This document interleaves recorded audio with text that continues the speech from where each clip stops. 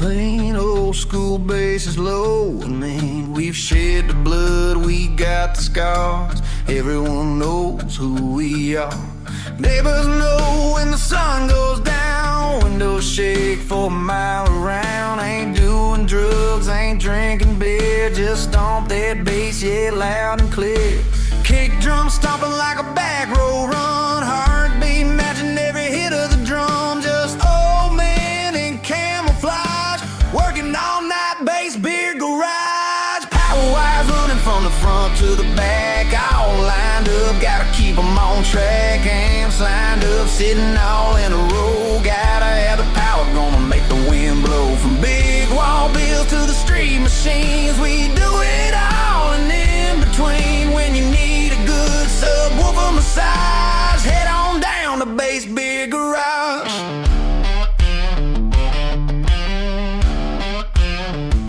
We use old tools, old bodies too. You'd be surprised what old guys can do. We smoke our smokes and sip iced tea. Might have some grandkids on our knee. You never guess we drop that bass. Never see that in our face, but a look inside and your face turn red. A wall of subs to wake the dead. Kick drum heavy like a hammer fall. 1 foot down, let the whole place crawl. If it don't shake, we turn it more. This ain't a hobby, it's a backwoods war. Power wires running from the front to the back, all lined up, gotta keep them on track. Amps lined up, sitting all in a row. Gotta have the power, gonna make the wind blow. From big wall bills to the street machines, we do it all and in between. When you need a good subwoofer massage, head on down to Bass Beer Garage.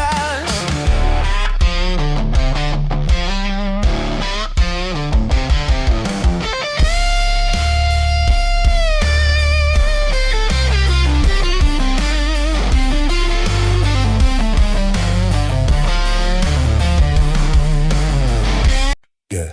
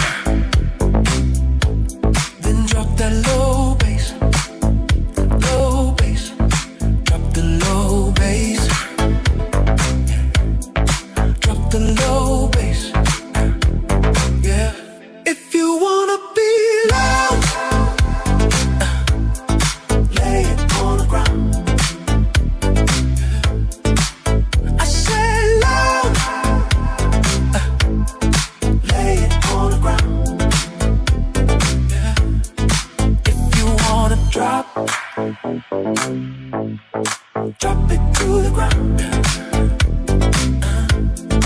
If you wanna drop it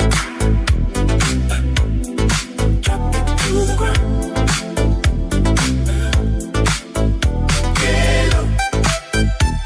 You gotta get low. Get low. You gotta get low. Get low. You gotta get low. Get low.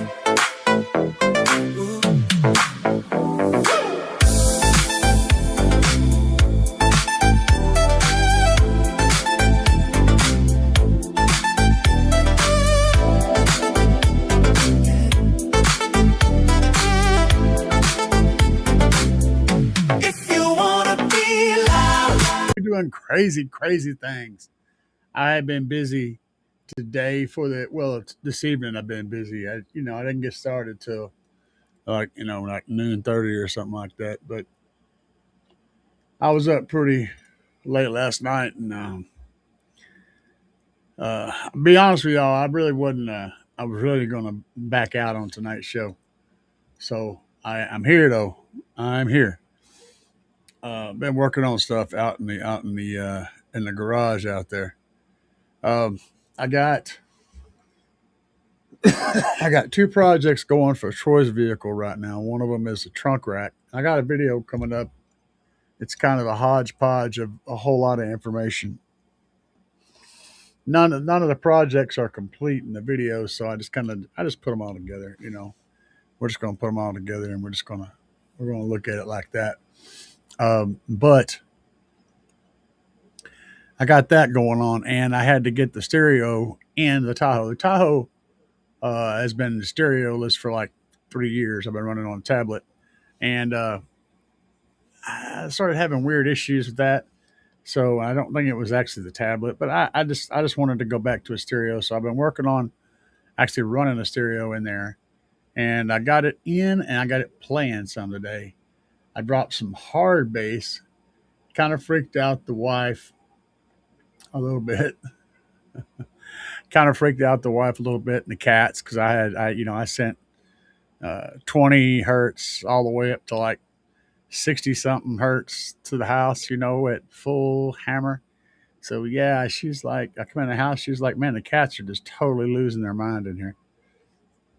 I don't know what to tell you. Uh, she said, "Are you done?" I said, "Yeah." I said, "Why?" She said, "I just want to make sure because even like you've been rattling the whole house and that was the wrong thing to say to me." I was like, "Well, I don't know. I may have to go back out there and do it again." You tell me I've been shaking the whole house. All you're doing is inspiring me to go do it again. But yeah. Oh,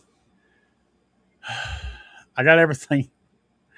I loaded up a pen drive. See, I have a place to put the pen drive in the back of the stereo, and I got an extension cable for it. But getting that extension cable routed around is kind of tricky. So I said, screw it. I'm just going to put the pen drive in the back, and just put it all behind the radio.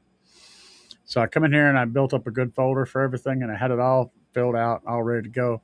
Had the pen drive plugged in, but for some stupid ass reason, my old man brain forgot to move the file onto the pen drive. I Yeah, I went full stupid. I don't know what to tell you. I really don't. But I was out there trying to figure out why I couldn't find the folder that I put in. I had a whole bunch of stuff in there. It's got thousands of songs from all the rebasers on there, Rusticles and DJ Dirty Bass and uh, a whole bunch of guys, a whole bunch of rebasers, a whole bunch of music on there. It's good stuff. But I want to have my folder on there so I can play when I do demos and not have to worry about copyright issues. So that's why I run my own music um, most of the time. Anyway, I couldn't find it, but I did have a couple of tracks off of one of the Rusticles folders that I pulled out, had to test the system with. Everything works as it should. Stereo didn't like fall apart or anything. That you guys will see. I'll have some video of it probably tomorrow. So I got some more shit to do. I got a lot more shit to do. I got a lot of things to do. Little projects all over the Tahoe. But it is playing in case something pops up. I try to keep it in a playable state because our club ends up doing a lot of weird shit. Like our president will find all sorts of things going on, like the freaking Christmas parade, which I didn't get in that, but our club did. Um, Two different Christmas parades and a whole bunch of other stuff. Stuff just comes up and makes it, for the club to go get involved with. We do all kinds of charity events and all kinds of stuff like that. So I try to every day get the Tahoe in a playable condition. I try not to ever have it tore down completely. So that keeps me having to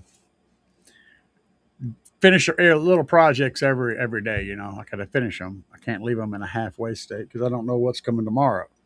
She may pop up tomorrow and say, "Hey, in 2 days we have to go do this." I'm like, "Okay, so here's that."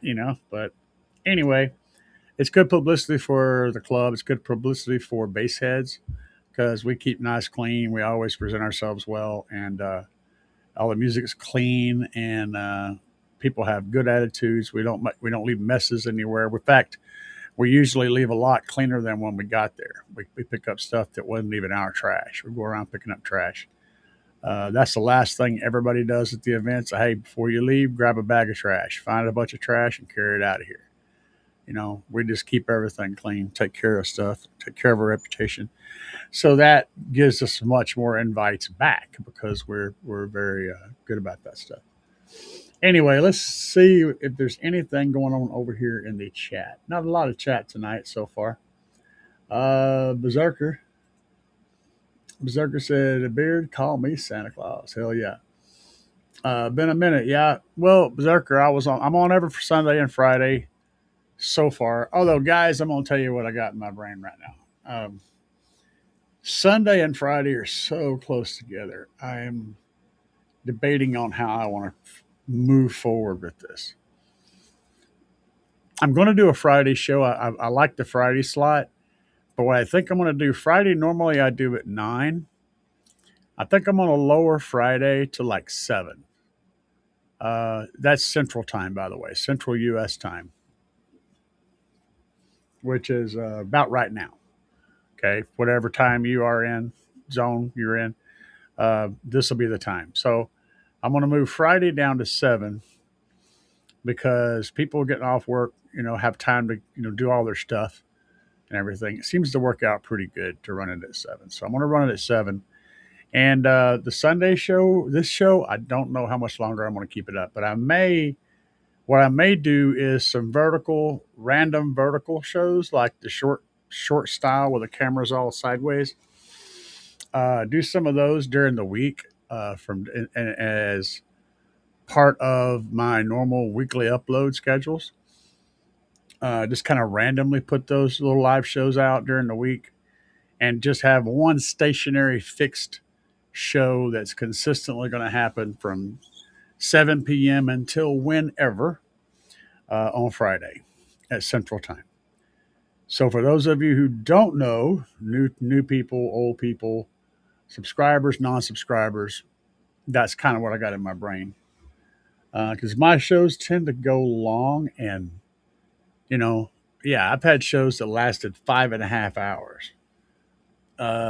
It seems like 3 hours is becoming the new norm. I usually go for about 2, but you guys ask questions, I'll keep answering them until we get them all answered, until we cover everything. So that's how that works. Roll it, rocking out. Hell yeah, man. New tracks, stuff like that.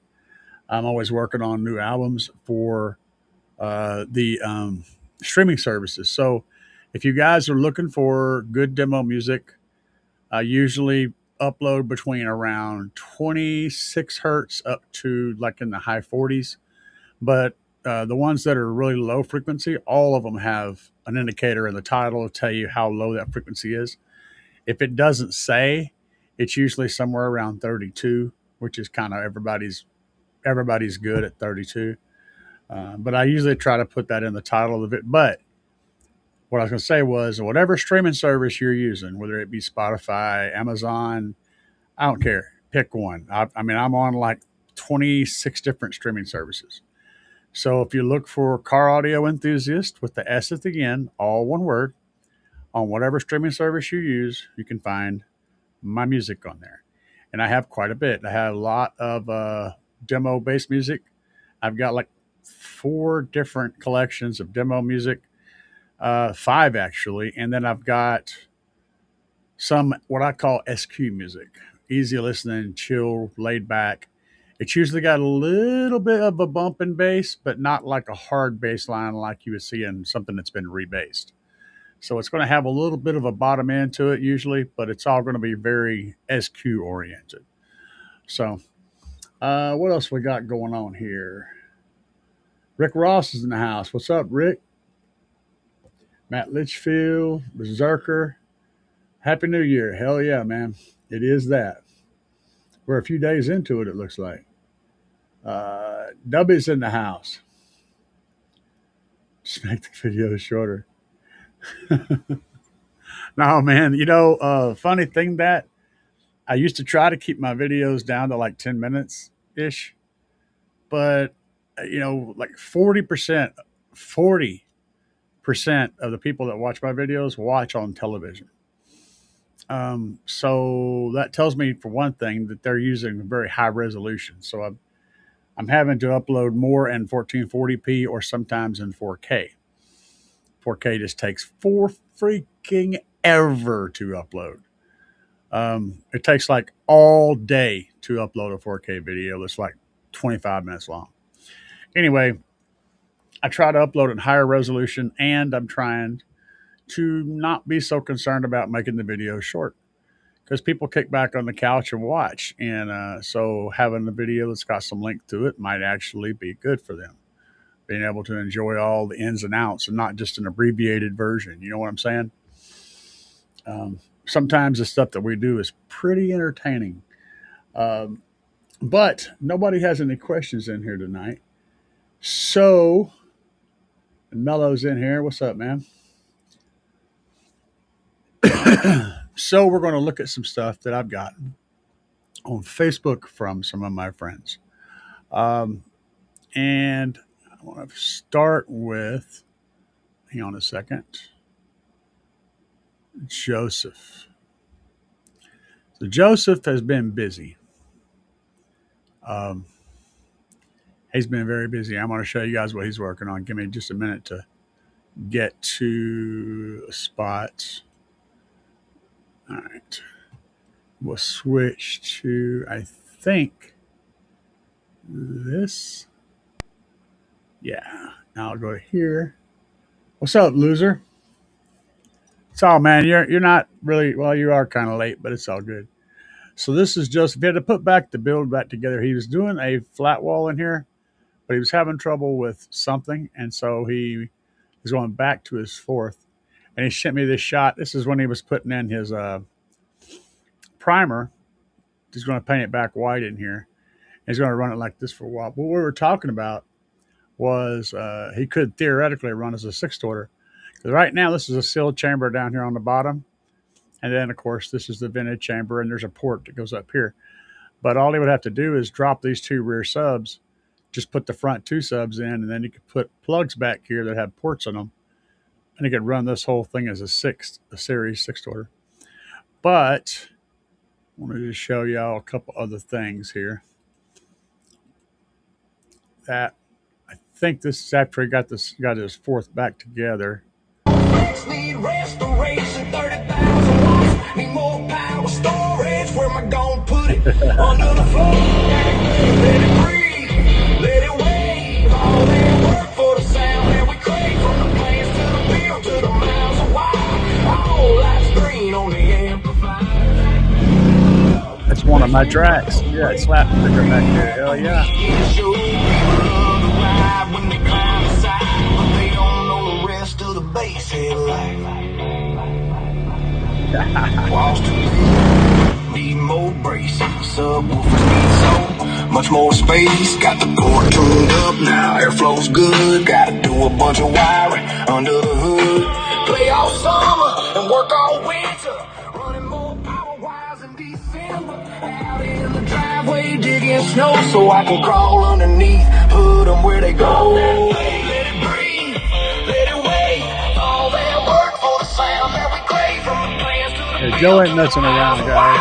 all life's green on the amplifier. Let the low bass winds blow. Break concrete at the weekend show. People love to ride when they climb the side, but they don't know the rest of the bass head life. Hell yeah, y'all better recognize.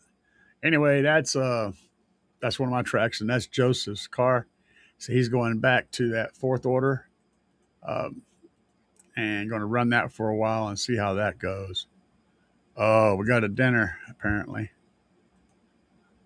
I just got a message from our team, and it looks like we got a dinner coming on Saturday, January the 24th. Where are we going to be eating at? CC's Pizza. So if you guys are in the Springfield area, Springfield, Missouri, on the 24th of January at 11 a.m., we're going to have a team meal there. And I can assure you there'll be a little bit of ruckus in the parking lot.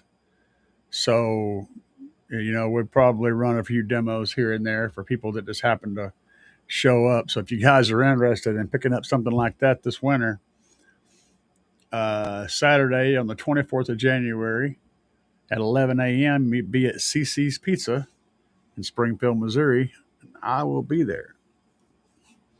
We'll be doing a thing there. Like I said, we're always doing something. Let's see here. Kim, Kimball, Kim. I've heard subs with larger surrounds is not good due to stress. Well, a sub with a larger surround has less cone area. That's kind of one of those things that, I mean, people look at a sub with a big fat surround and it's like, oh yeah. And I get that. It's eye candy, right? But the fact is that big fat surround doesn't contribute to the base. The cone does. So the more surround you have, the more real estate you're losing to cone area, which means it's got to make up that difference in a whole lot of throw, or else you're actually losing ground with that large surround. It's just what it is, man. But you said it's not good due to stress. Nah, I wouldn't worry about stress. Not specifically, but definitely, you'd be definitely losing cone area. And you think about it, the outside part of the sub is where the cone area is. You shave off a half inch all the way around, and you've lost a lot of square inches of cone area. Now, unless that sub is going to move a whole lot front to back to make up for and possibly even be bigger than, you're not gaining anything from it. It's going to look cool though. El Fuego is here from the Pacific Northwest. What's up, El Fuego? Glad to see you here tonight. Oh, somebody, El Fuego asked a good question.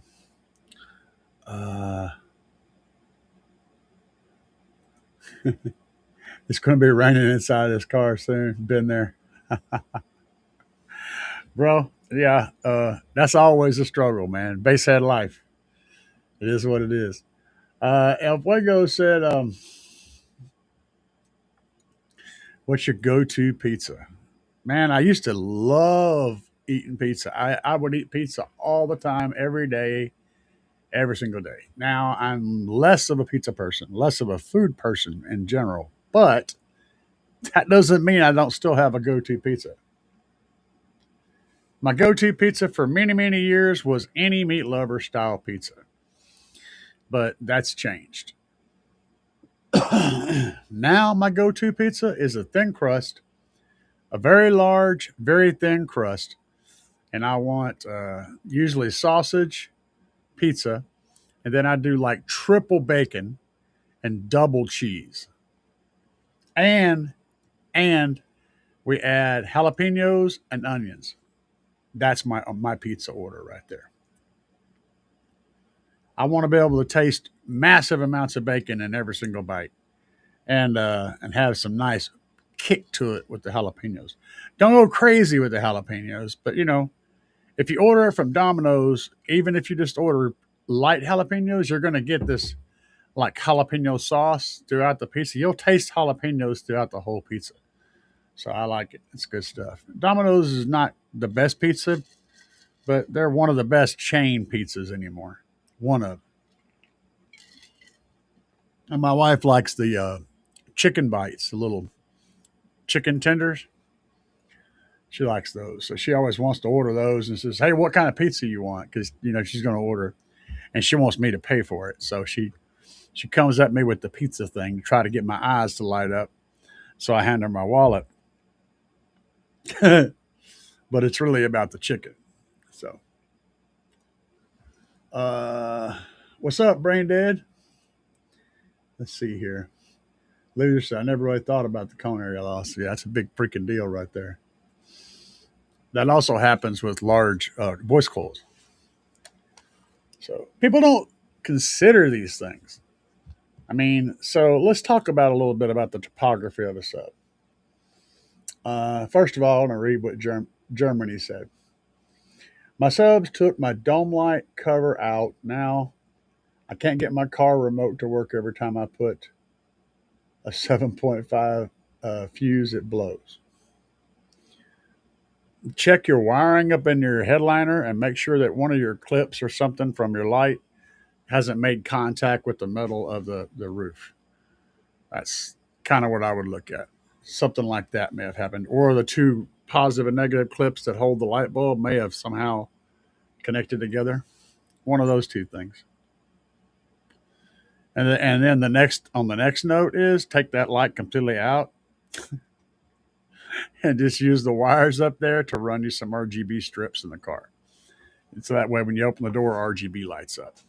You can just have wiring up there and not a whole light fixture that's going to vibrate crazy, and that'll help, give you the use out of your dome light, quote unquote, without having to use that piece of crap dome light that's there. Anyway, what I was going to say was, I forgot what I was going to say was. Oh yeah, sub topography. So there's a lot of gives and takes when it comes to designing a subwoofer, and just so you know that although I I've been talking to Jacob Fuller a little bit about this, and I already had a pretty good head wrapped around it. So these are just some of the things that you have to consider, and there's a ton of them. Cone area. Anytime you make the voice coil bigger, you take away some cone area. You can try to put that cone area back with a really heavy duty dust cap, but it's only going to work as good as it does. Also, when you make the surround bigger, you take away cone area. So in order to make a sub have a tremendous amount of throw front to back, just with the cone itself, you have to have a smaller voice coil, and you have to have a larger surround, and you have to have a larger spider. That's why your voice coil has to get smaller, because your spider has to get bigger, and there's only so much room under that speaker to put your spider. And whenever you make the voice coil bigger, you make the amount of spider that's going up and down smaller, so it can only go up and down a little bit less.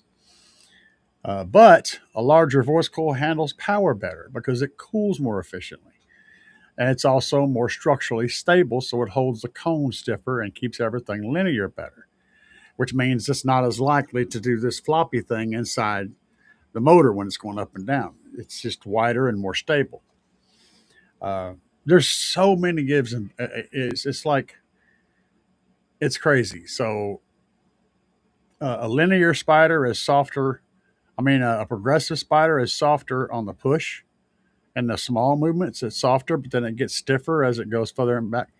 And linear spiders are really popular for that, or progressive spiders, because it's like a shock on a car that's soft when the wheel moves a little bit, but it gets stiffer as the wheel moves further away. That's what a progressive spider does. And then a progressive spider has a little bitty ribs close together in the middle, and they get wider apart as they go toward the outside edge.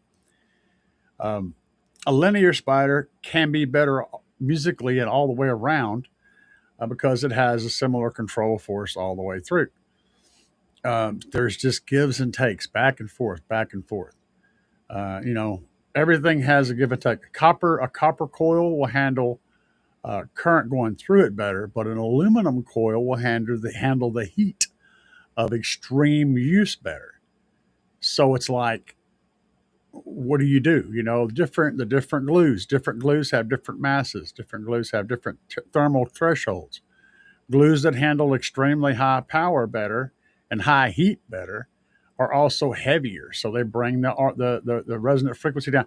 Like I said, everything is a give and take. No matter what you're designing, you have to factor in so much different stuff to make a driver perform within a specific set threshold of performance.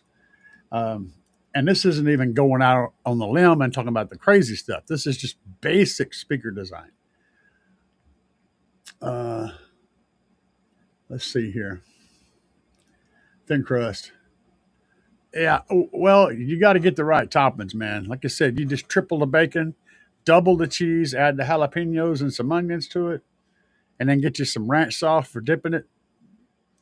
That shit's on fire.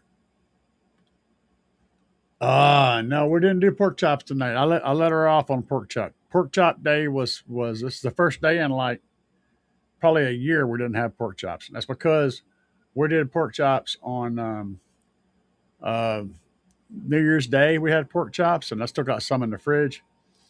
And I had her last night. I had her pick up me some stuff to make sloppy Joe.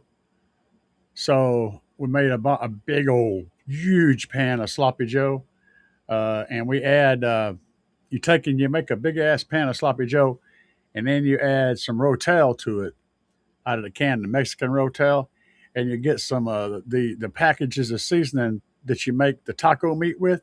Dump that in there too, and I just eat it straight. It's just meat and sauce. That's all it is. But then I eat it with chips, and sometimes I'll eat a sandwich of it, whatever, or just eat it with a spoon. But it's good stuff, and I like a lot of cholesterol. I got to have plenty of cholesterol to keep my body functional. Um, but yeah, loser said where the roof rack attached to my SUV turned into rain gutters. Base base problems.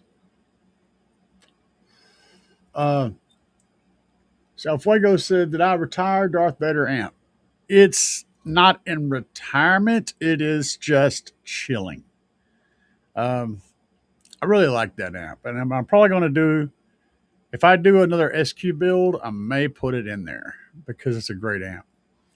Uh, Got to keep Darth Vader. It's still over there. He's chilling. So he's not in retirement. He's just on vacation, we'll say.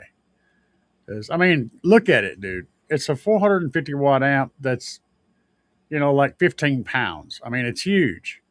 It's a big, huge amp that makes 450 watts. This little tiny slaps 160.4 back here that's the size of a sandwich actually makes more power than that does. So it's completely impractical. That said, it's still a cool old amp, and we can't get rid of it. Um, Today's my birthday. Best gift today. Just turned 60. Congrats, man.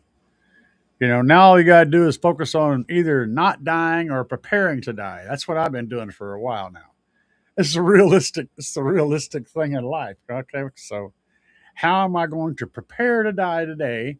And also, what am I going to do today to not die? And how much does those things, that's what I'm thinking about. I'm sorry. That's what I think about every day, man. It's just life. And I know that sucks, but and you go to getting older, you think about it a lot, right? My perspective is I'm trying to get as much stuff going for my wife as I can. All of the stuff that I'm getting going right now with the YouTube thing.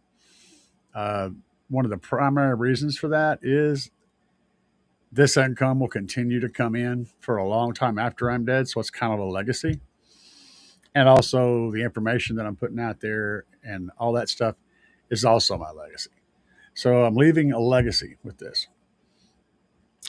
That's one of the things. The other one is whatever kills me, kills me. I ain't worried about it no more. I'll keep on going until one of the things that I have in my world kills me. And it probably won't be these, unfortunately. For most people that have been naysaying me for years for smoking, they're probably not going to be the thing that kills me. Funny thing is, the doctor said that I when he looks at my lungs, it doesn't look like the lungs of a smoker at all. So I'm not even remotely in a position where that's going to be something that's going to take me out. What's going to take me out is probably heart disease, which was inherited, and or prostate cancer. One of those two things will get me, probably. Maybe both. I don't know. We'll see. But we keep on jamming, no, don't we? And happy 60. You're doing good, man. Keep it up. Fuse tap for your remote wire. Trying to fuse tap for your remote wire. It must be referring to a different question. Let's see here. Still contemplating one of the slaps 5K amps due to the price. What's everyone's take on a full bridge Full bridge versus half, it's not even something to be concerned about. Literally, completely not even nothing to be concerned about. Uh, what's real is what's real is how efficient the amp is, how much of your power you're putting into it is turned into bass, and how much is being turned into heat. Less heat, better. And for the most part, the old half bridge designs made a lot of heat. So technically, they're less efficient, which means technically full bridge is universally better. On the other note, half bridge seems to be a little bit tougher, at least early on in the full bridge designs showing up on the market. Now, mind you, in case you guys are wondering, the JL Audio Slash amps that everybody says was some of the very best amps that ever got made, they're full bridge. Yeah, right. Don't tell anybody though. You'll have people losing their freaking mind. Uh, full bridge amps are more efficient. They turn typically, not always. Some of them are pretty crap. Scar. um, but yes, they're typically more efficient, and so you're going to get more of the power out of them that you're putting into them, and you're going to overall have a better experience with most full bridge amplifiers. Now, if you're someone who likes to do crazy shit like drop to 1 ohm to a half ohm, a quarter ohm, 3/8 of an ohm, 0.33, all this stuff, and run things right to the bleeding edge all the time, half bridge amps take that abuse better, but they also require a lot more power to do that job. Um, so yeah, and my buddy is running a Sound Digital build, a big nasty one. He's making big freaking numbers with it. But he did the math on his amps, and he's running all Sound Digital amps. Sound Digital? I'm pretty sure it's Sound Digital. Anyway, he did the math on his shit, and he's at like 45% efficiency, which is just stupid bad. Was it Sound Digital?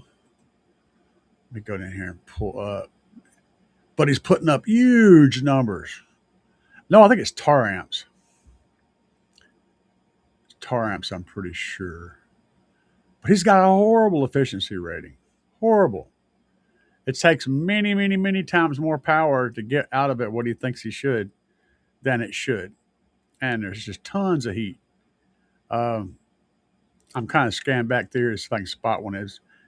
Yeah, it's Tar Amps, I'm pretty sure. He's got the 12 or the 15Ks in there. I don't remember exactly. But for the most part, your full bridge is going to give you a better efficiency rating, and you will not notice the difference in the way the two sound. If you match them up to the same amount of output, the same volume level, okay, because all amps are going to have variables there. Use the same DSP them to where the DSP them to where they have the same sound output and the same volume output. You could sit there and go back and forth between the worst piece of crap half bridge or the best half bridge ever and the worst full bridge, and if they're set up the same, you won't hear the difference in the two of them. They literally sound identical. There's no difference whatsoever. So yeah, don't worry about that. The Slaps 5K, the Shock 5K, that's the one you're looking at. There's two different 5Ks.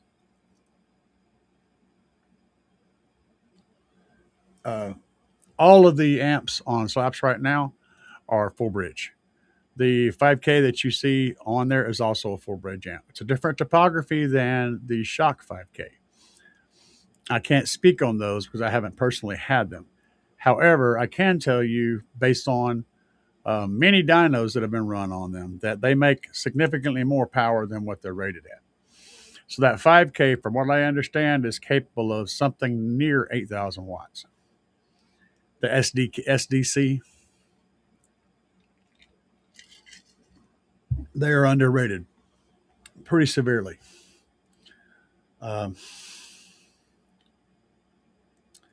Let's see here.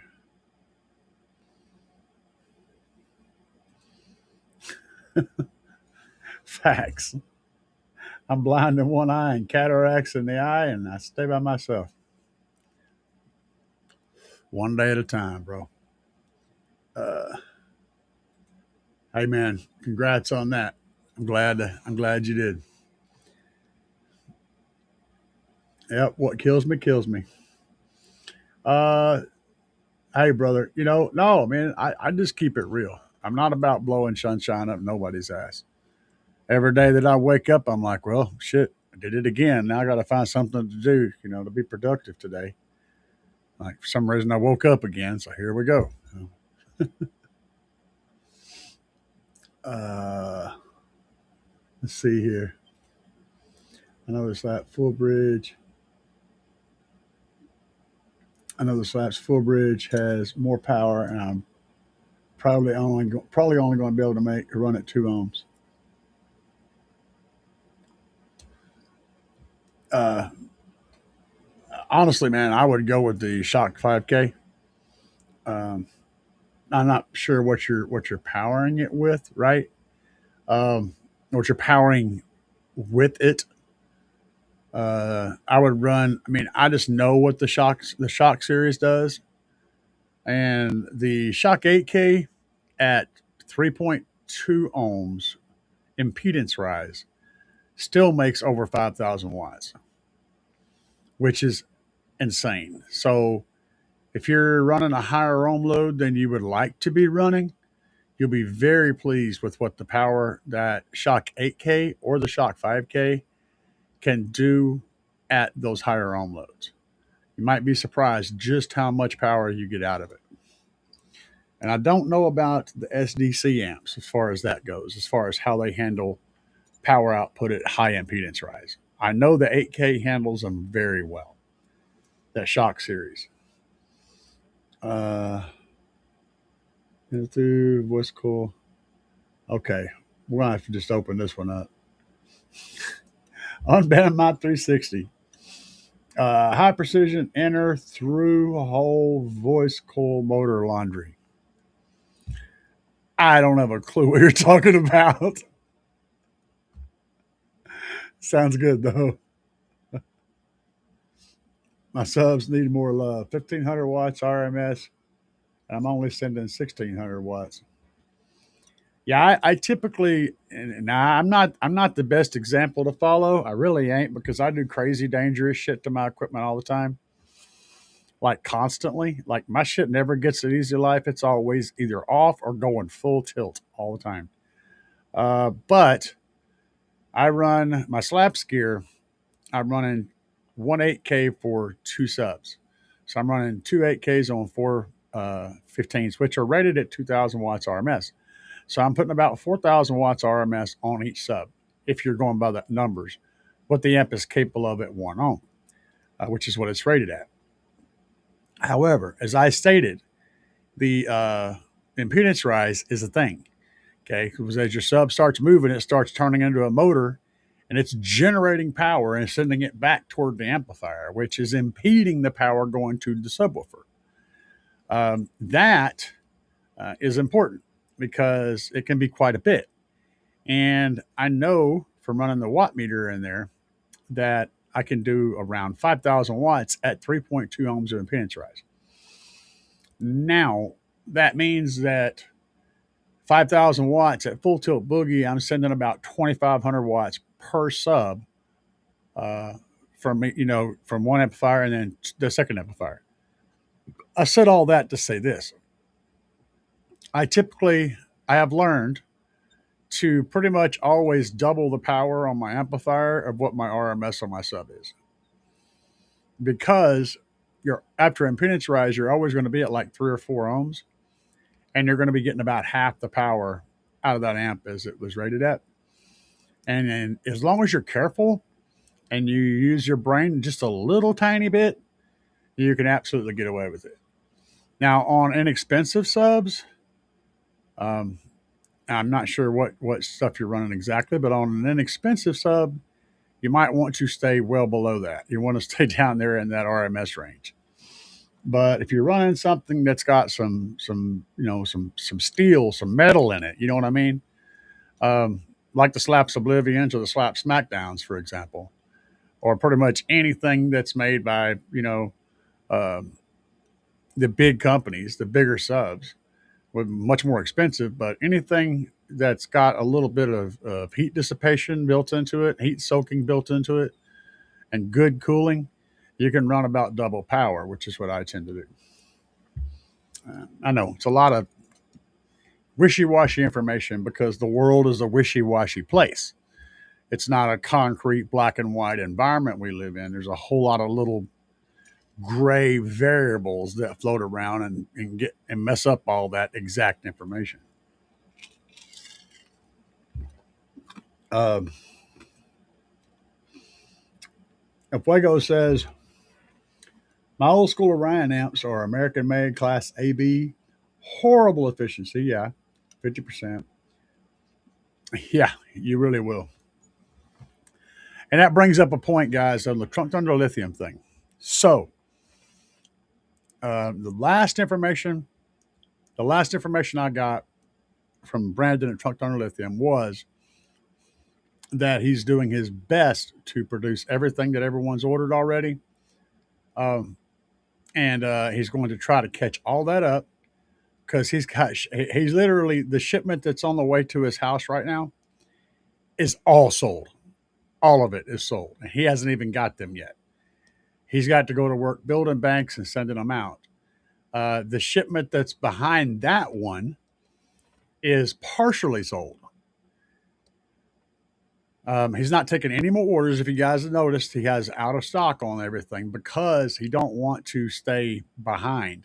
He's wanting to catch up, and hopefully by the end of this month, he says he's hoping by the end of this month he'll be caught up and he'll be back to where he's able to take orders and send them out within 48 hours of receiving the order. He said right now it's been like 48 days. He wants to get back to 48 hours. So he's working hard to get that done. So if you guys ordered a battery a month ago or 2 weeks ago or 3 weeks ago or a month and a half ago, whatever, be patient. It's coming. Okay. It's just a matter of when he gets the equipment and when he gets done building everything and testing everything, certifying everything, and then shipping it out. It'll be coming to you as soon as possible. And if you guys are having trouble getting a hold of him, again, it's because his life is completely busy right now. Sometimes he'll answer my messages the same day, or maybe even minutes after I send them. Sometimes it's a week, or sometimes he never answers at all. I have to send him another one. He's just not on social media. He's freaking working. And he has a life too. He has kids and all this other stuff. He's coaching a softball team. I don't know if they're doing that right now, probably, but yes, he does. He did a bunch of stuff. So be patient. It is coming. Okay. Germany. Oh yeah. Jeezy, what's up, man? MMAT's M Series Full Bridge say they make rated plus with lighter amp draw. Are you familiar with them? M Mats. I'm not familiar with that amplifier specifically. I know the brand. But I'm sure it's like a lot of other ones. It's basically a clone of a bunch of other amps. That's what we have on the market right now. I mean, if you look at all of the less expensive, meaning most of the stuff that people are buying on a regular basis, amplifiers on the market right now, there's probably maybe 15 different designs that are all getting used over and over again. I mean, why reinvent the wheel when you're wanting exactly the same thing as this? If this works, just use that. That's what everybody's doing. You put a different name on it, charge a different price, and you put it out there. It's the same amplifier. And that's the way a whole lot of this stuff is getting done, including Sundown. The Sundown Full Bridge designs are all used designs. Are they good? Yes. They're excellent amplifiers. They're nothing special, though. Just because they say Sundown doesn't make them all of a sudden amazing. They're just good amplifiers. And everybody's doing it. Steve Meade's amplifiers, I guarantee you, same thing. They're probably a variant of a DS18 amp that's already out. Everybody's doing it. That's how you do it. That's how you go. You go to AliExpress or to another company like AliExpress. You find something you like. You have them. You talk to them. They'll send you one to test. Maybe you get them to do a logo on the amp, to create your packaging for you. They'll create the box, the packaging, internal, the instructions, everything. And then you'll pay for 1,000 of them or a few hundred of them, and they'll send them to you, and then you turn around and sell them. That's how this works. If you're the one that's doing the buying, you have to buy a whole lot, and you have to pay the shipping overseas. You have to pay the tariffs from getting them shipped overseas. You got to pay the dock fees and all the different investigation fees, the import duty, taxes, and all that crap. So it adds to the price of what you're paying off of Alibaba.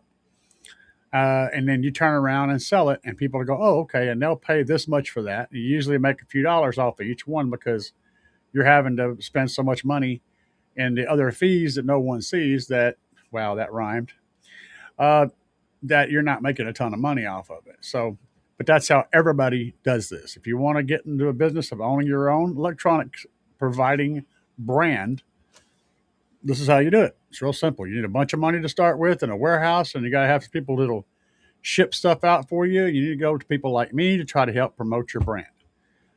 That's how it works. It's real simple. Or you can just spend a little bit more than what you'd pay at Alibaba and get it from somebody else with their name on it. These are your options. Bobby B. Oh, yeah, Bobby B is on top of his shit. What's up, Bobby? Bobby says, why? Big audio brands. And that's not entirely true. So a few of them are. For example, like Kicker. Kicker is always innovating. But again, they innovate, they design, they make stuff that's awesome. Yes. Where is it getting built at? Overseas. They are making a boutique brand. It is a boutique item. In other words, nobody else has a Kicker clone amplifier, at least not until their patents, run out or whatever. But they're building them in the same build house, just with a different set of instructions. And if you look at the budget lines of some of these other companies, the big companies, they're almost always completely populated by clone amps of other amps. They may not look the same. They may look completely different. They may look identical with different names, or they may look like two totally different amplifiers, different everything, until you get into the board and you go, oh, that's the same board as in this amp. And it literally is the same board. So the difference is you call up the company and say, I want this amp, but I want to use this type of capacitors in it, and I want the board to be in this color with my name on the board, blah, blah, blah, blah, blah. And then you get that. Somebody else orders the same exact amplifier, and they say, I want the board to be this color, and I want this type of caps, and I want this type of stuff, and I want my name. And then you end up with the same exact board with some slight variations in components on the board, but it's the same amplifier. And if you want a this size amplifier that works good, why build a different one when this one does the job? This is going to cost you this much. Designing something from the ground up is going to cost you an infinite amount of money. That's not good for business. And can you really design any more into that amplifier to make it worth the cost of that design? That's the question. And are the people that are willing to buy that equipment going to pay the extra amount for all those features you're adding? That are they going to actually want to use those features? Are they needing those features? So a lot of times whenever you're producing a new piece of equipment, you have to spend a whole lot of time explaining to people what these new features are and how they will help you, so that they understand why they're paying so much more for a similar product because of these features, right? And not every company wants to play that game because it's a dangerous game. You spend billions of dollars developing something, and then no one can afford to buy it, or they feel like they want those things anyway. and then you got warranty issues, and then that's the thing. So like if you don't sell a whole lot of a product, and then you start having warranty problems, and that product is a fairly small run, you don't even have anything to send them. They send you their amp, it's blown up. You got to get it hand repaired or whatever, or something, because you can't even send them. You don't have any more. They're all gone because they sucked, right? Nobody wanted them or whatever. It's a really big issue. Um, oh, US amps. Oh, that'd be kind of cool. But yeah, an amplifier is an amplifier. I mean, the fact is, everybody out there building on amplifiers knows, every single one knows what it takes to build a really good amplifier that meets everybody's criteria. They all know this. They all know these things. They also all know how much it costs to build that same amplifier, and they know how much people are willing to pay for what they can't see, right? So if the amplifier looks identical to one that's not built as well and it works the same, but it will last much longer, people don't care. They want the thing that makes the power and they want to pay less money. So finding someone who's really putting the design features in to make an amplifier be durable and long lasting and all that, and give you the features you want, but not the features you don't need, and still keeping the price in check, it's a huge thing.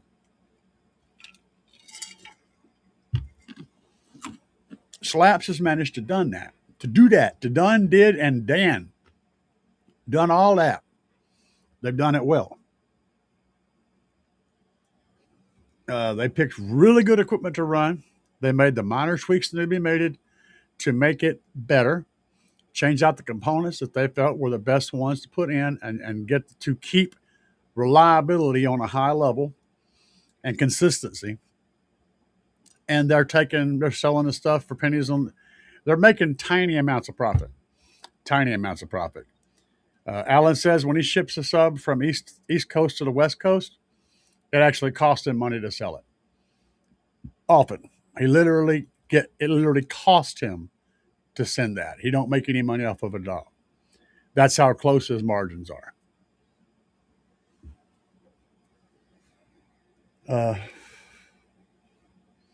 JL Audio, Rockford, Helix are not the same as Sundown or cheap audio brands. Most of those companies have patents on their amplifiers, and you want to find the one like it. It's true. I don't know about Helix. I can't speak on Helix, but I would assume so. But yes, absolutely. JL amps are JL amps. I mean, they don't internally, externally, nothing about them looks like anything else. Same thing with the Kicker amps. Kicker's the same way. But the question becomes, what are you paying for when you buy, say, for instance, a Rockford 1,000 watt amp? What are you paying for? What are you getting? Right? Are you paying for the boutique design? Does that design actually help make it a better amplifier? Are you paying for the name? Does the name make it a better amplifier? Or are you paying for the product of the bass that comes out of that amplifier? And is that price on that amplifier justified with the output of it? Does it justify spending that extra money, or is the justification that it has Rockford Fosgate on the shell? These are the questions you have to ask. Company is not the equipment. A brand name is not equipment. Equipment is equipment. If I took the name off of those amplifiers, all of them, and you had to shop by the specs versus the price of what you actually got, would they be worth as much? Would they be as valuable? Or would they be overpriced? These are the questions you have to ask. Everybody has to ask these questions. Some people, I get it. You want a total Rockford Fosgate build. Rockford's a known brand. They've been around forever and ever and ever. They make good stuff. But what you're buying, is it the equipment, or are you buying the name? That's the question.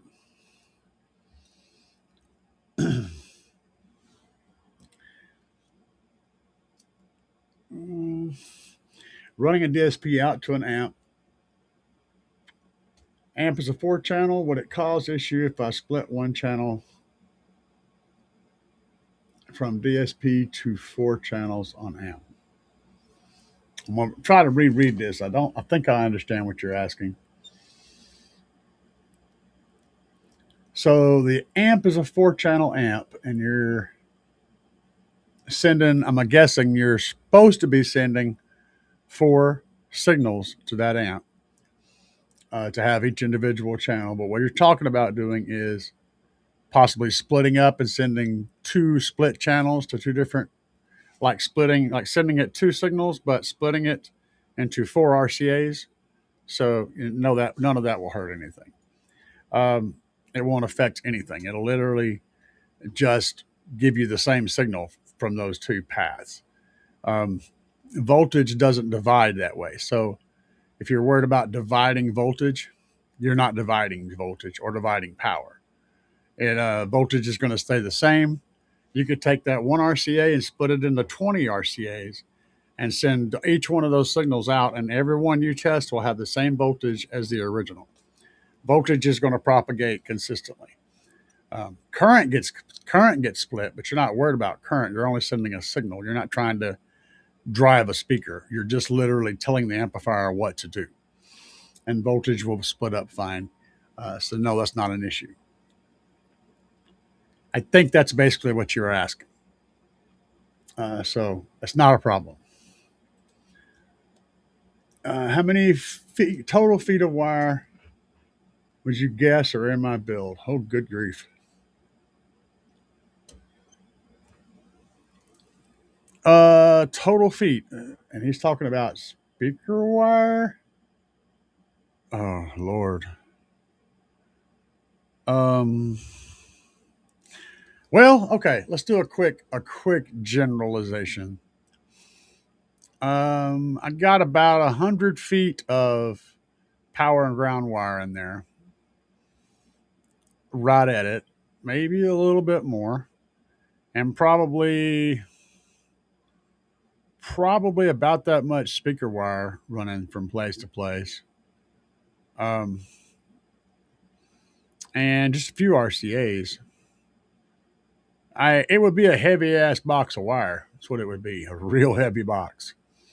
100 feet of alt gauge. And then I've got a little bit. No, I don't think I have any. I have a tiny bit of smaller gauge running to my little smaller amps. Very little. It's crazy, man. But yeah, and the amount, and it's not so much wire, it's time and lugs and fuses and time. There's so much of things. DSP amplifiers. Haven't seen the budget audio companies doing anything like that, but I guess there's a market for all types of customers. Well, DSP amplifier. Okay, so let's look at that. And I know Audio Control and JL and a lot of guys do that. But here's the thing. If you want a DSP for your system to control all your amplifiers, and if you want amplifiers in your system, which you obviously do since you're running a DSP because it can't drive speakers, right? Why? The real reason is why combine the DSP with the amplifier. For some people, being able to incorporate a high-level input, DSP, and amplifier all into one package is good for small space, compact installs. It's a very specific product for a very specific install, right? And that's cool. But then if you say, oh, well, I love this setup, but I want to add more power to my sub. Now you've got another amplifier, and you can't get rid of this one because this is where your DSP is. So you're stuck with this. Even if you add other amps, you're still stuck with this. It's a thing that's going to take up space. You're going to eventually have to get rid of it to get a different thing. And that kind of scenario, guess what that does? It sends you back to the shop to get more stuff.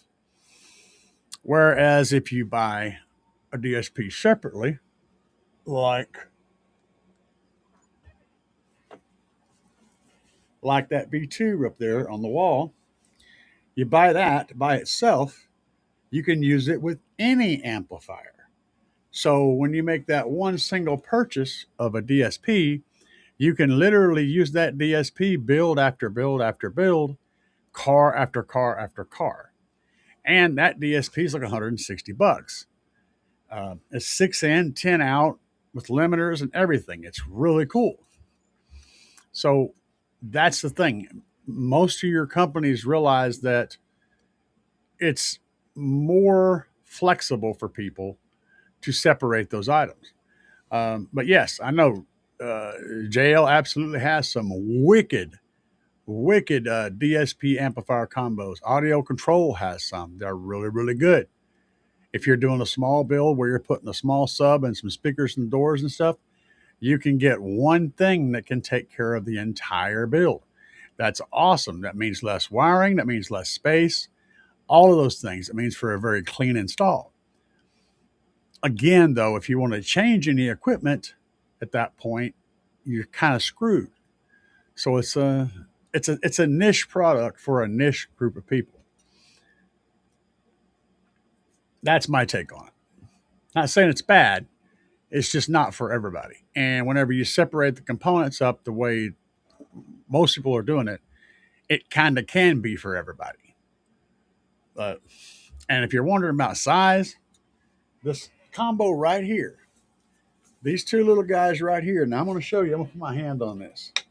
That's the amplifier. It starts right here, goes to here. It's my size of my hand. This and this can absolutely run an entire small system quite well. And I know because right now I've got a 12 on that little amp, but I had a 15 on it, and I mean I'm shaking the house in here. They're using 2 channels for the left and right mids and highs, and then I'm bridging the other 2 for the sub, and it's very capable of playing the whole damn, shaking this whole house and rocking out inside here. And that little tiny amp with that little tiny DSP can fit in your freaking glove compartment. So size isn't the thing that makes them awesome. You know, it's just convenience. It's the brand. It's the name, you know. It's the look.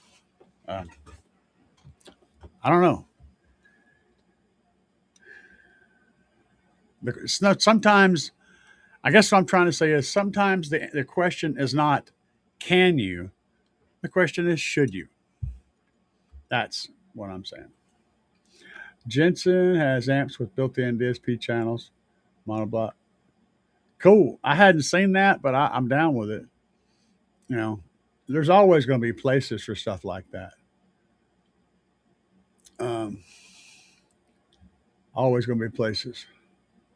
Hello, Gary and crew. What's up, David? Oh man, yeah, that's old school. T1500s. Yeah. Steve Mead loves some Rockford Fosgate. I used to run a whole bunch of them. I got no problem with Fosgate or any of those guys.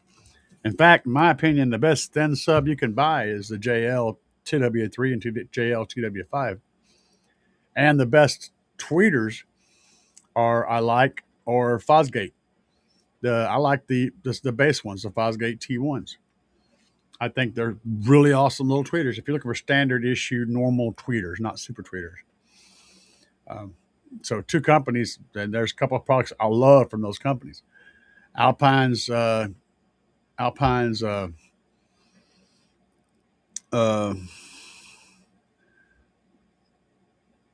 shit, can't think of the name of it now.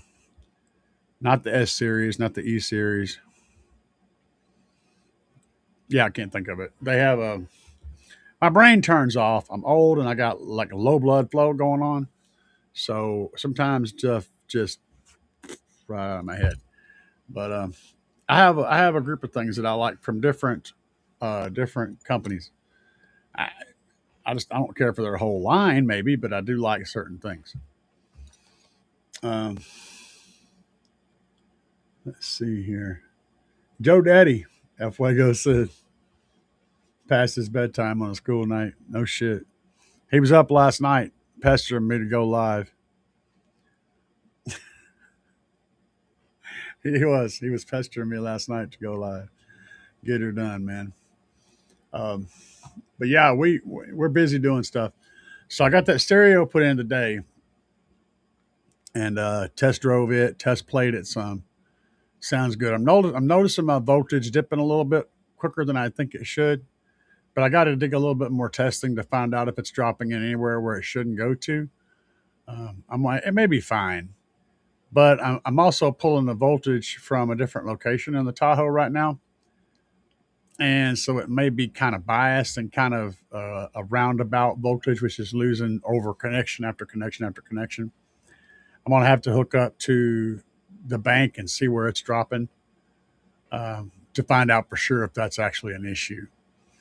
Because as long as the bank is staying above, right at 13 volts or above, I'm happy with that. That's totally fine. But I'm working that over, and I've got, I think, my ground system going back. I want to show you guys that. Hang on a second. Let me dig in my pocket real quick. I want to show y'all some shit. Take you to school. We're going to school tonight. Yep, I still got it in my pocket. I saved this because I wanted you guys to see this. So, the ground strap that runs from your engine block to the body of your car, right? The one you see in the engine bay when you open it up and look around, you see that ground strap? Well, that's what this bolt right here is, what it connects to. These bolts stick out, and then you got a little nut that goes in the ground strap, connects to this. Well, I'm going to show y'all up close here. You see that gray part of that metal in the back of that bolt? I don't know how well it's going to focus. Y'all see that gray part? That's the metal that bolt is sticking to. Not much metal there. Okay? So the way that bolt is attached, it is welded in place. They spot welded it from the back side. So if you can look and see in that dent, how that's shaped. So they're spot welding it. They put the bolt up against the metal, and then they're spot welding it behind it to weld that bolt in place. But the metal that bolt is connected to is thin. Not much there. And that is what most people are relying on to get their voltage from their ground, from their alternator to wherever, all over the place. And it's absolutely tiny. It's an absolutely thin, tiny amount of metal behind this bolt. Okay. This is off of my Tahoe. All right. This is one of the ground bolts. It's located on the firewall.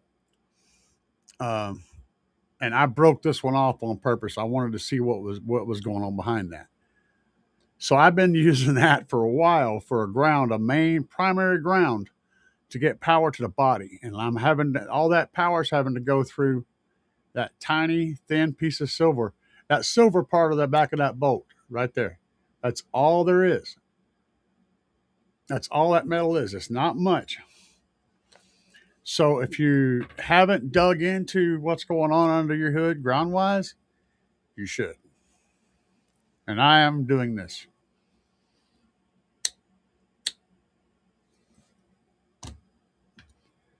That's been the primary ground I've been using for a long time to charge 2 lithium banks, big ones, 2 alternators. I'm sending all that power through that, basically. That's changing. So y'all know. But I wanted to show you guys that. That's not much metal. That little silver part. The black part don't count, just the little silver part. It's not much. Germany said, wait till you hit 60. Joe Daddy hadn't showed up tonight. That is surprising. I can't say how long I have to be up at 4 a.m. Had a voltage question for you, Gary. Okay. I finished all my electrical internally regulated at 14.8. MechMan 400. Now, if the weather's cold, my voltage stays up at 15 volts. If you're running on a computer, if your vehicle's computer is controlling your charging circuit, it will do that. It will go up in voltage during the cold weather. It'll also change other times too. Like when the thing gets hot, it'll do different things with the voltage. If you run more lights, if you're running more equipment in your vehicle, sometimes the voltage will change. That's kind of normal. Also, the other detail about that is when an alternator is colder, it actually charges better. So alternators like to be cold. Batteries like to be warm, but not hot. And amps like to be cold.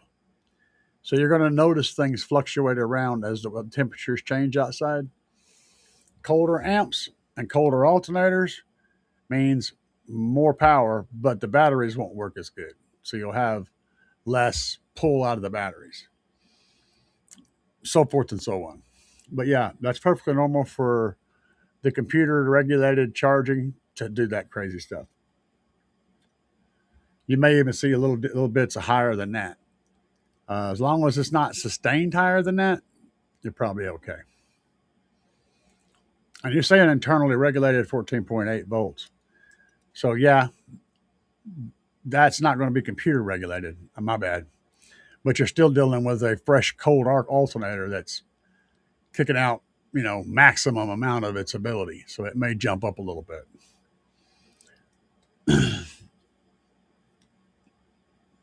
Yeah, I just read that, Dave. I'm sorry, man. My brain didn't process that the first time. But yeah, you're still dealing with that. Still dealing with the fresh cold alternator making a little bit more extra power. That's not abnormal. It's frustrating whenever you're running something that has a maximum charging voltage of 14.8. But as long as it's not staying there, you're saying it stays there, you may want to call MechMan.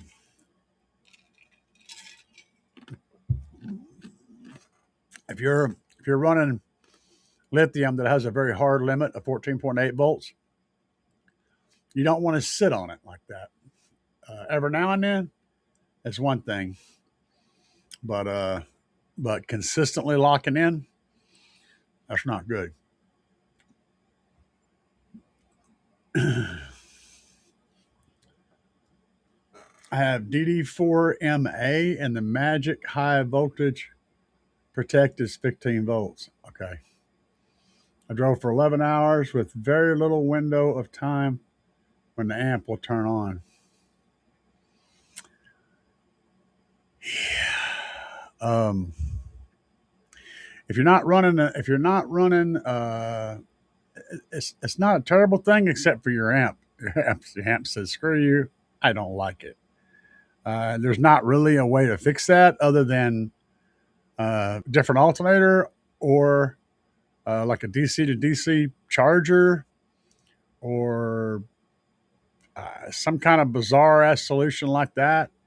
The only logical solution, the most inexpensive solution, is get a different amplifier. I mean, slaps are rated up to 16, I think. Let me go look before I run my mouth. I'm pretty sure they're rated up to 16 volts, 9 to 16. A lot of other companies are too, but slaps are very inexpensive. So if we look at the Shock 8K, for example, 9 volts to 16 volts, yeah. So they'll definitely handle 16 volts, which is a volt higher than what you're charging, a whole volt higher. And what are you running? The M4A? How much power is that?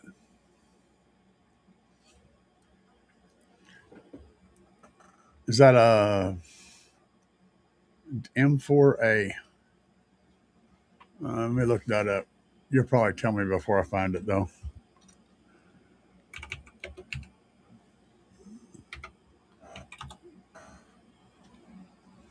GD Audio M4A, 7,000 watts.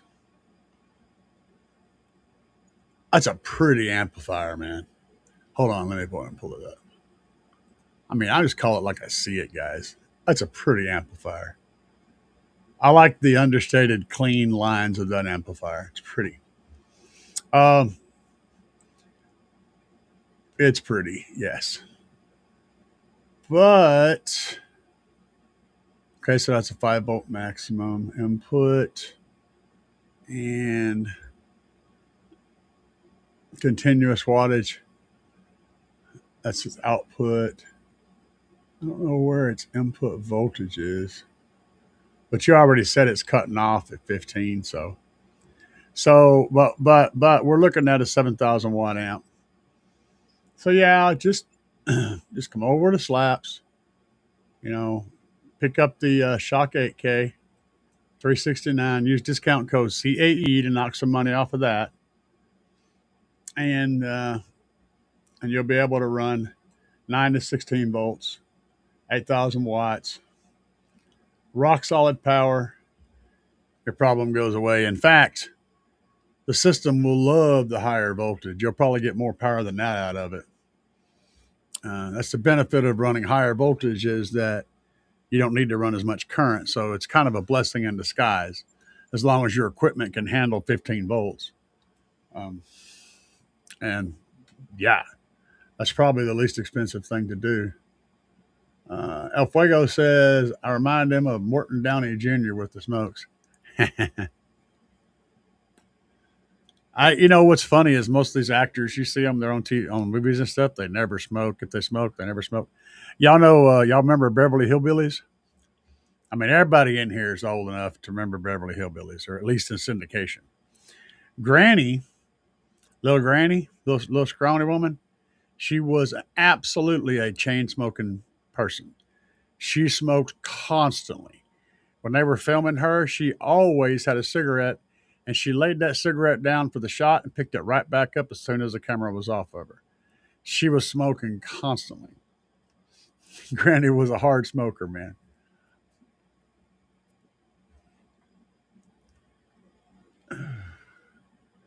So on the new ones, they went up to 16 volts. Interesting. Yeah, running around at 15 volts is a pretty, in this climate, with the way everybody runs today, an amp that shuts down at 15 volts is going to see a whole lot of trouble codes. You know, a whole lot of people calling in going, my amp keeps turning off, because so many people are charging at pretty close to that. I can see that being a huge freaking customer support nightmare. First time adding second battery lithium from alternator to isolator to second battery, going to leave factory battery alone. Better find the good grounds. Yeah, okay. There's a whole lot in there, chicken, to cover. So I'm gonna dip through all of that. A lot of people will do the isolator and put it on the lithium. And the problem with that is isolators are limited to set amount of power. Now, if you're going to run an isolator, let's see if I have one pulled up here on one of my tabs. I usually keep these tabs. I had a whole lot of Corvette stuff. We were doing research. Corvettes. I don't have it pulled up. Go over to battery hookup and find the 500 amp isolator. It's a gray isolator. 500 amps is $15. Buy like 2 of those. Everybody in here needs to go do that right now. Buy 2 of them, put them on a shelf, because one day you will need them and you won't find them anywhere. Not at that price, at that amperage. And these are solid industrial grade, freaking really, really good relays. So here's the thing. You're still looking at a limit of 500 amps. That's roughly a 5,000 watt system. Most people that are running lithium are running more than that. And that means that the isolator is going to be stressing to try to let the amperage through that you're looking for. This is why I chose to run the isolator on my factory battery. So I just went to where my alternator connects to my factory battery and connected the isolator to that and then ran from the isolator to the factory battery. I control that with an ignition wire. So I turn the ignition on, the battery connects, and the car starts right up. When the ignition is turned off, the battery disconnects, and now the batteries can sit separately. But the key is this leaves the big open cable running from my battery to my alternate to my amplifier with nothing in between it, my big batteries. This is why I did it this way. And in most cases, the wire going from your alternator to your battery is connected to a little distribution panel with a fuse in it. You can totally bypass that or add a link to it, putting the isolator in between, and leave the battery hooked up to the car like it normally is, right? It's still putting power out to the car, but it's not actually getting alternator power when it's turned off, nor is it connecting to that back battery. This is why I did it the way I did it. So hopefully you understand that. The second detail was alternator to second battery. Okay. Leave the factory battery alone. That last part is the good grounds thing. There's 150,000 ways to get good grounds in a vehicle. I mean, everyone's going to tell you a million different ways you can do it. A real popular thing to do is to go down to the frame if your car has a frame and clean it off, run bolts through there, captive nuts, everything, use the frame. But the surefire way to do it in modern times, because most people don't have a frame on their car anymore. It's a mono shell body. There's no frame. And if you connect to the body, you're still dealing with all the same stuff like this. You're dealing with this. The only surefire way to run solid grounds from your alternator to your rear battery is to run ground cable back there, all the way back there. And it's going to cost you, for most people, about $125. And I'm going to show you how. Hang on a minute. I'm going to go over to my, or maybe I'm not because I'm an idiot. Okay. All right. Wait. Hold on.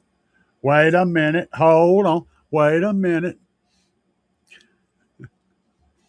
So right here, this is what you want, guys. If you're going to run this under your car, come in here, pick the black variety. This is red. This is Tempco 2 alt gauge welding wire. You get 25 feet for $126. For most people, one run of this is going to be enough, going from front to back, to carry your ground and your power. So what you can do is you could order black, and there's all different footages down here. But you can order, there's a whole lot of different options. But like, for example, this set right here, what's this? Let me look at this. Okay. This would be perfect, right? For most people, this would be perfect to run this basically is the same size as an alt gauge. 2 alt welding wire is almost exactly the same size as 1 alt car audio wire. This is my go-to wire for pretty much everything, especially outside of the vehicle. Long runs where I'm worried about stuff. And you can see one of the reasons why. Try that with your Sky-High wire. Let me know how that works out for you. And they're not just supporting the one end. They have the whole truck sitting on this wire with lugs. Now, not joking. Look at this. Hang on. Look at this. That is lugs and all. Crimped lugs holding that wire up. That's how strong that wire is. And that's just one example of how good it is. It's also capable of handling extreme amounts of heat. So this is my go-to wire, especially when I'm trying to run under a car, outside of a car, anywhere where there might be places where things get in danger. This is the wire that I choose. Now, going this route, you can get you 15 foot of black and 15 foot of red for $144, which is a good deal. And you figure if you want to run, that's going to be able to carry you into the like any alternator that you run, because you're not worried about how much power you're going to pull on the whole vehicle. You're not worried about how much power your amplifier is pulling. What you're doing is being able to carry the power that your alternator is putting out at maximum output. So if you got a 400 amp alternator with good solid wire like this, you could run 400 amps over one of these over the course of that 15 feet. It would be close, but it would still do it. And that would give you the positive and the ground run. If you want to really be safe, you'd run two of them. And that's what I've been running is 2 powers, but I'm about to go to 4 power wires and 2 extra ground wires to be able to carry power. But this is where you want to go to get your wire. Come over here. I don't have any codes because I'm not affiliated with these guys. And this wire is stiffer than car audio wire. It's not nowhere near as flexible. So understand that if you're trying to make tight bends, it's not going to want to do that at all. But it will absolutely do those runs from the front of the car to the back of the car and give you a jacket that'll be virtually indestructible. And also to heat as well as to friction and to tension and all those things. It's really tough.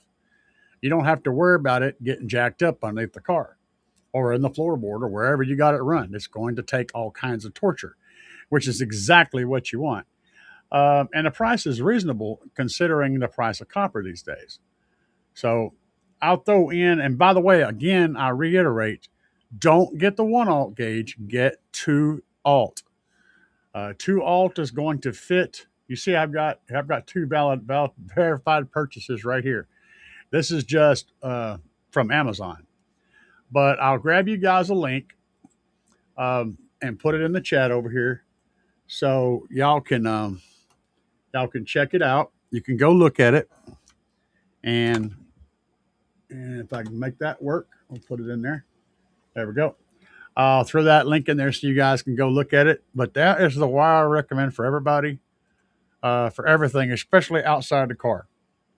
Now, once you get inside the car, once you're trying to make twisty turnies and do fancy boards and stuff, that's different. You can compromise on some of that amazing strength to get that nice, soft, flexible wire. You could use New Concepts wire for that. It works great, and it's probably one of my biggest recommenders for inside the car stuff. Or you can use your favorite wire with your favorite brand name on it. Or if you want to stick with welding wire and have that really indestructible wire, but have super flexible version, then pick up FlexWhip, FlexWhip. I don't know if it comes in any color besides orange, but you can always work with that. And it's as tough as this stuff is, but it's also very flexible. It's a little bit more pricey though. Oh, wait a minute. Wait a damn. Just wait. Would you look at it? Hey, guess what? Taco loves tacos, yeah, that's his scene. Crunching all day like a taco machine. Hard shell, soft shell, spicy, supreme.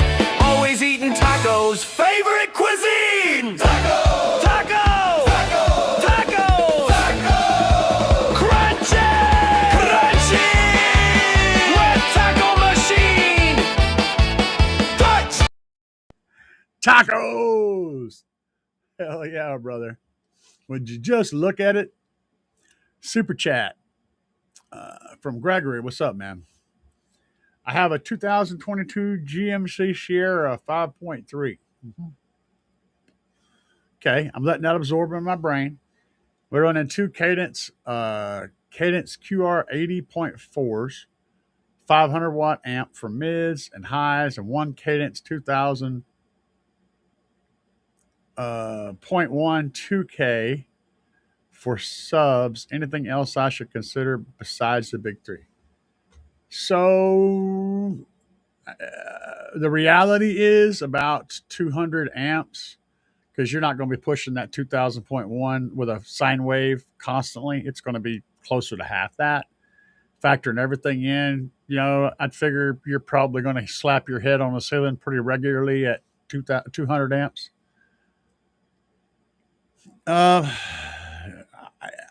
dude, a lot of people will tell you. Some people in chat may even tell you. I haven't even read the chat past this yet. That a stock system with a big three is fine. It's not. It's not gonna. Your headlights are gonna dim and shit. You're not gonna be totally happy with that. Um, Here's the facts, man. An AGM battery can only be charged at about 30 to 50 amps constantly, and they're pulling 200 amps out of it, which means after you run it for a little while, you're going to have drained enough power out of that battery that you're going to be trying to pull it from the alternator. The alternator is still trying to put power in the battery, but it can only put in 50 amps at a time, and you're pulling 200 amps. It just can't put that power back in there as fast as you remove it.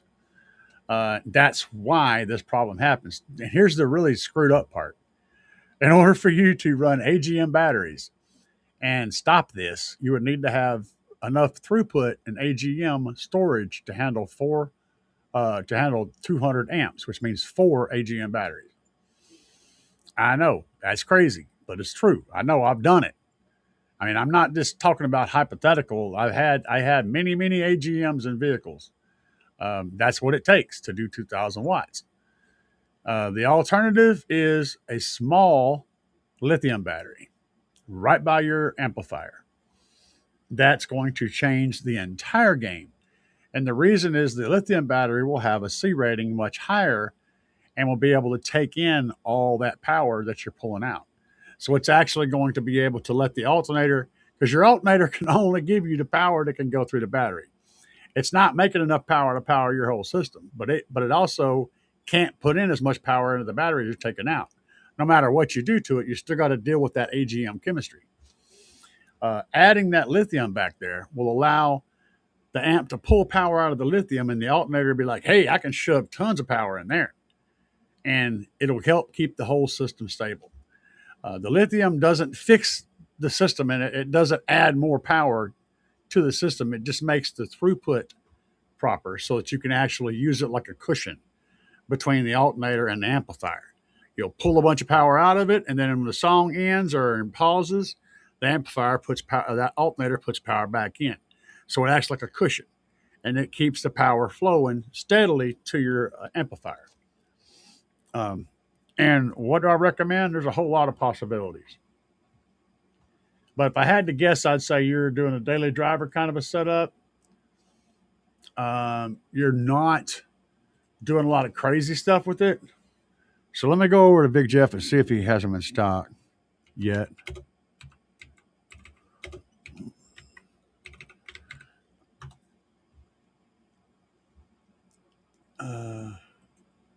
Bear with me just a second. I just want to find out if he has them in stock right now.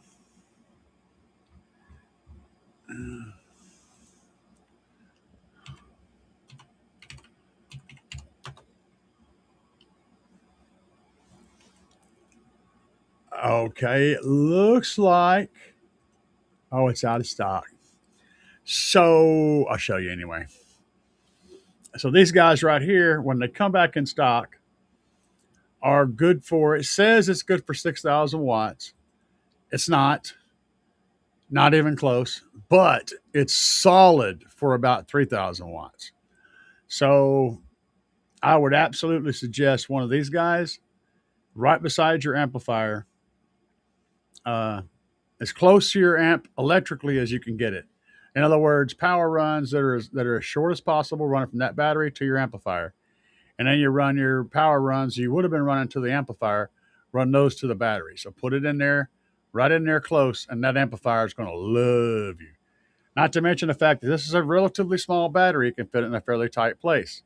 It needs to go inside your car, though, not under the hood. And they're not in stock right now. So keep an eye out. And if you get one of these, be sure and use discount code CAE to save money on your purchase. So anything from Big Jeff, you can use discount code CAE to save money there. Let me go back up here. I missed a couple people. Oh, crap. Wait, what are you doing here? Okay. First time adding a second battery from alternator. Yes. Okay. I covered that. I want to make sure I didn't miss anybody when I jumped to that.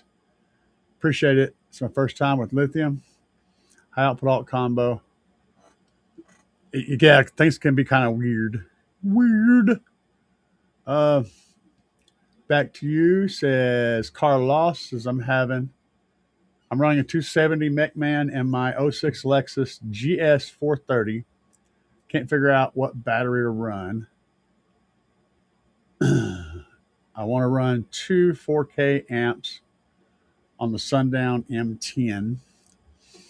Right now, there's a few options out there, but I don't like recommending the sketchy pro stuff to people who are new to the game. So I would suggest you either look at what I'm pointing at right now on the screen with two 4Ks.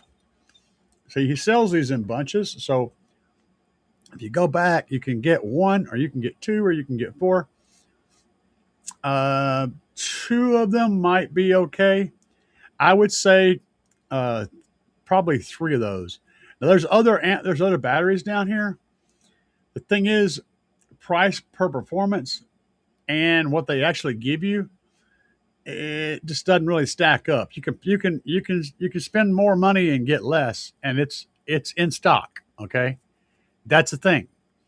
But you're spending more money and you're getting less and the price, that's the price you're paying for getting it right now.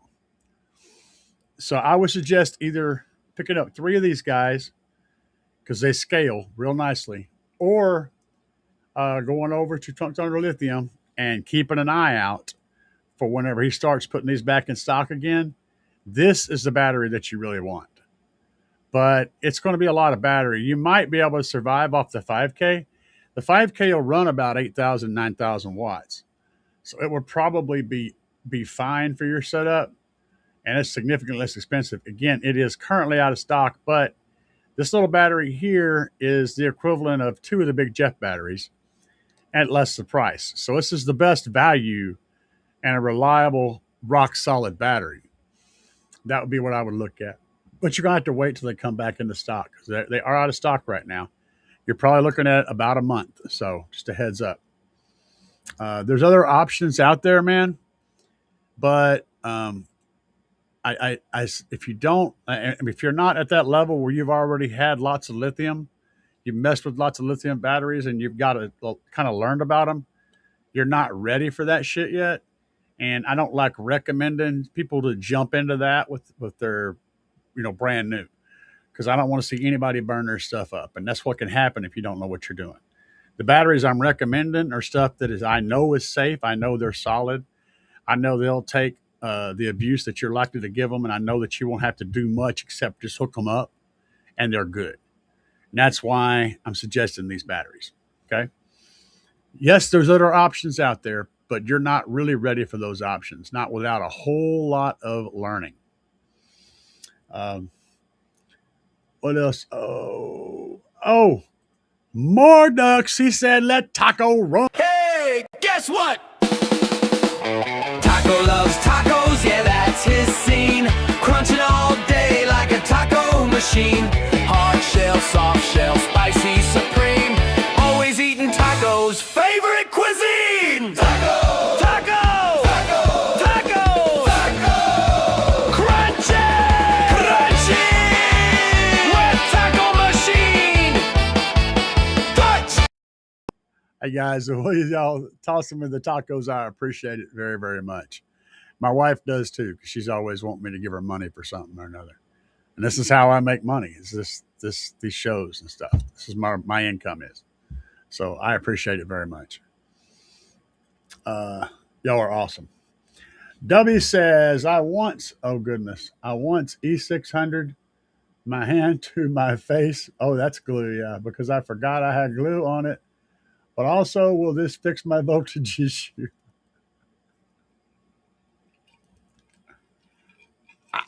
I don't know. I mean, you won't be able to turn the bass knob up because your hand will be attached to your face. So you're going to have to get down there with your mouth and grab it and grab and try to turn. So you probably won't be able to get you won't be able to torture it as much because your hand will be glued to your face. So,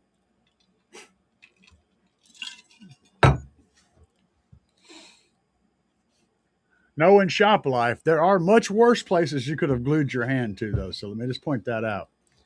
Your face is definitely not the worst one. You would just look surprised every time you went anywhere. What happened to you? E600. If you glued them somewhere else, you might look like a pervert everywhere you went. Just saying.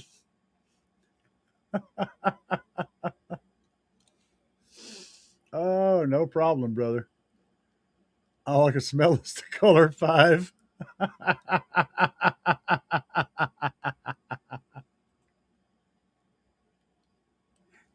Where have I seen that before?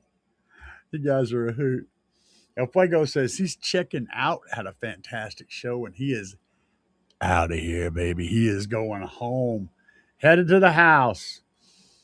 You guys are so cool. I love messing with you guys. Well, I've got more internal projects to do tonight. And every couple of hours I got to go work on this thing, and then I add some more glue, and then I let it dry. It's one of those projects that takes forever, but you don't do much. It's mostly waiting on shit to dry. Yeah. But for tonight, guys, I have caught up with the questions. I appreciate you guys for stopping in. Be sure to treat people that you meet like you've known them forever. Show love and respect for everyone you come across, because being nice to people and people being nice starts with you. So for now, guys, y'all know what time it is. Let's get the duck out of here, baby. Yeah. Yeah.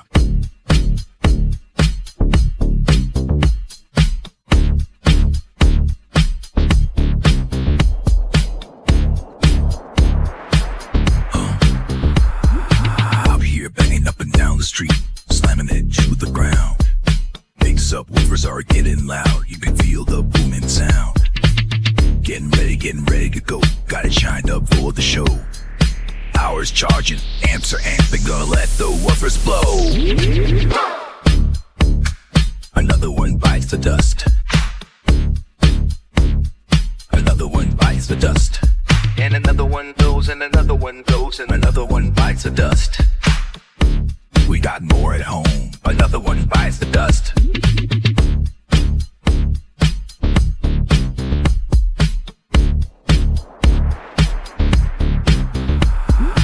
Eyes are glowing and the amps smoking. Subs are cherry red.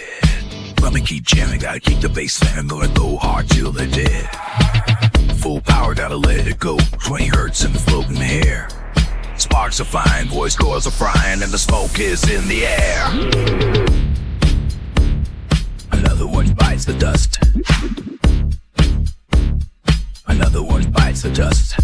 And another one goes, and another one goes, and another one bites the dust. Hey, we got more at home. Another one bites the dust.